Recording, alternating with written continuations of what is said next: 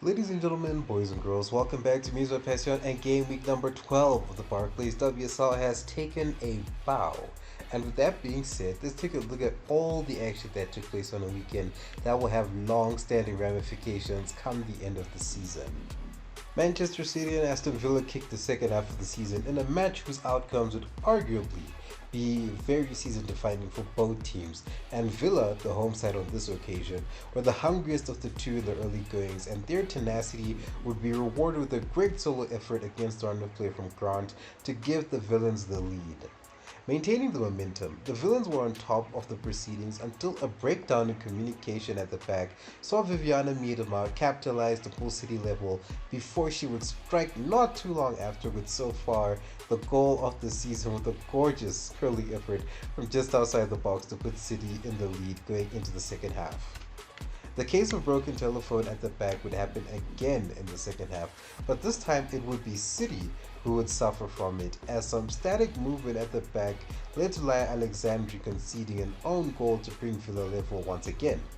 Luckily for Alexandri though, her teammates up front would help reduce the blood to her face as Mary Fowler, inspired by Miedema no doubt, would fire in a curler from outside the box, top bins to restore the lead before Jess Park rounded out the scoring to give City a deserving 4-2 win in what was a very good confidence boosting performance for the visitors in the wake of their clash against Arsenal next week, which will be a very intense encounter if the lethalness in front of goal from City is anything to go by.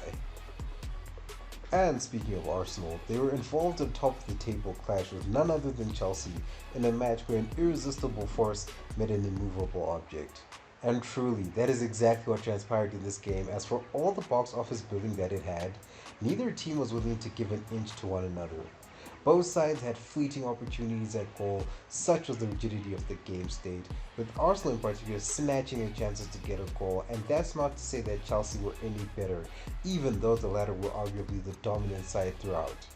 As the game wore on, it genuinely seemed like there would be no winner in this until the dying embers of the game, where the referee would take center stage to grant Chelsea a penalty after Lauren James went down in the box.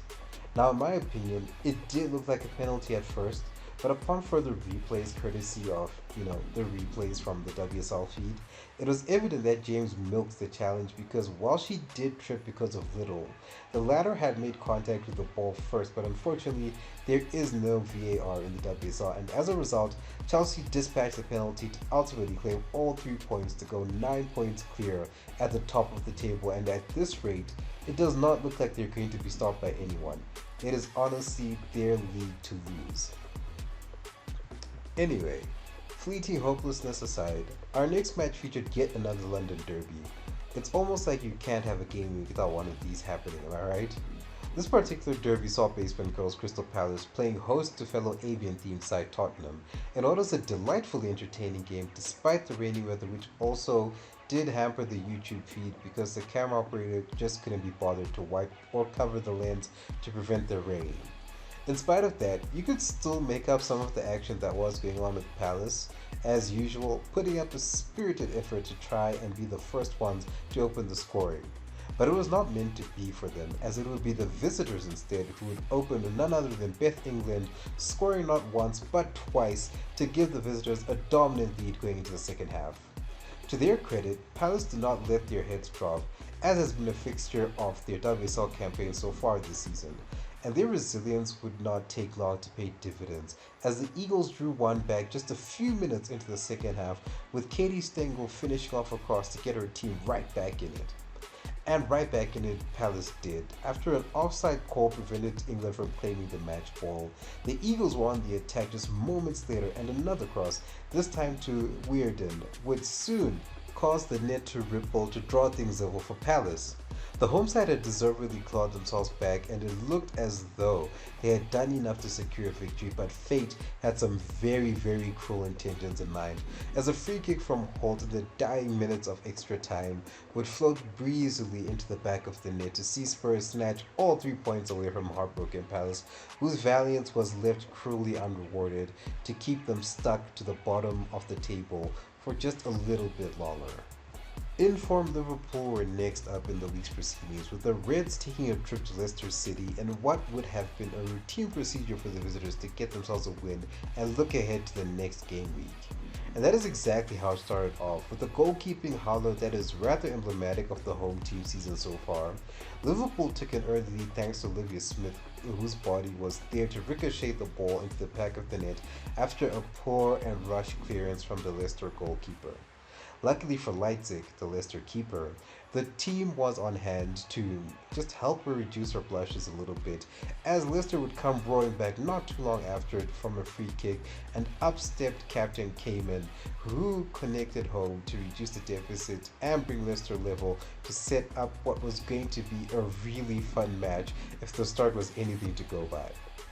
And did it ever become fun, with Leicester refreshingly putting up a fight against clearly stronger opposition, and their heart would eventually yield another goal to give the Foxes a shock lead, especially when looking at how they came about it, with Tierney's fluffed effort finding its way into the goal, with the Liverpool defense watching on mesmerized. The second half continued to entertain with some really audacious shots and a penalty call that unfortunately fell on deaf ears, but the scoreline would remain the same as Leicester would hang on to hand Liverpool a shock defeat, much to the delight of their home team, who were extremely jubilant at their victory, in what was honestly some wholesome celebrating that could have stood to go on into the night. Such was the pomp and circumstance of it all. It really meant a lot, not only to the fans, but to the players, and hopefully it could see the beginning of just a little bit of a mini resurgence for the Foxes. The penultimate game of the week took us back to London for a match that was once again barely visible, in large part due to poor maintenance from the camera operator. However, from what I was barely able to see, Everton were the early dominators in the encounter against West Ham, but they were not able to make it count where it mattered most, which was something that the home side did not struggle to do, with Shakira Martinez opening up the scoring for the home side with a well-worked attack, giving the Hammers the lead. Everton would try to get themselves back in it, but West Ham were too watertight at the back, so they could not muster much as a result. And the misery would be piled on for the Toffees, as they would also concede a penalty towards the end of the first half, which Vivian Asseyi made no mistake to dispatch to give the Hammers a firm grip on the 3 points. The second half did provide some thrills, a little bit of spills, and nearly moments as both sides really went at it, with Everton markedly improving their performance, but all of that improvement would count for nothing, as West Ham would hold tight to get the 3 points in a sleeper hit of a match that was worth more than the 90 minutes that it was played. And finally, another top clash would round off the game week, with Manchester United welcoming Brighton and Hove Albion, with both sides looking to leave a mark on the league with a standout performance in this game. And it would be the Red Devils who would make a quick and early start, with none other than Ella Toon continuing her red-hot form with an early goal after a well-executed counter to really accentuate the big match feel that was already in the air. The celebrations would continue just 9 minutes later as Hinata Miyazawa was granted 2 bites of the cherry, with the second one being the one for her to sink her teeth into after a free kick routine led to her doubling the scoring and really putting Brighton in a difficult position early on into this game. Brighton honestly were not at their best like we've seen them all season, and it personally beats me as to where their hangover has come from, because Manchester United were having fun with them, to the point that if it wasn't for Bagley's consistent goalkeeping heroics, it would have been a massacre come the halftime whistle. The second 45 provided more or less of the same, with a recognized, albeit overall menial improvement from Brighton, as a whistling golazo from Celine Bisset finally outdid Sophia Bagley to make it 3-0 to the Red Devils to secure all 3 points. If anything, Manchester United will be disappointed that they were unable to score more as the performance suggested, but nevertheless, it was a fantastic and impassioned performance from the home team. Whilst for Brighton,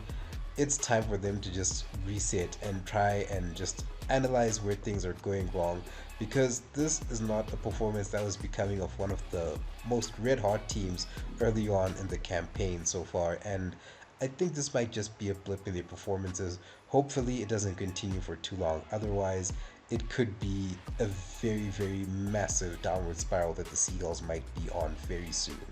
And with that final match being over, these are the current standings of the WSL table, with some decent shifts in the top four, with Arsenal making way for the Manchester clubs, whilst Leicester City now just 1 point away from exiting the relegation zone. So it's really all to play for when it comes to safety in the WSL, whilst all has pretty much been said and done when it comes to the title race. And that will be it for today's video. What are your thoughts on the results of this game week, and what moment stood out the most for you? Leave your thoughts on this and anything else you may have on your mind in the comments below. Make sure to like, share, and subscribe, and I will see you in the next one.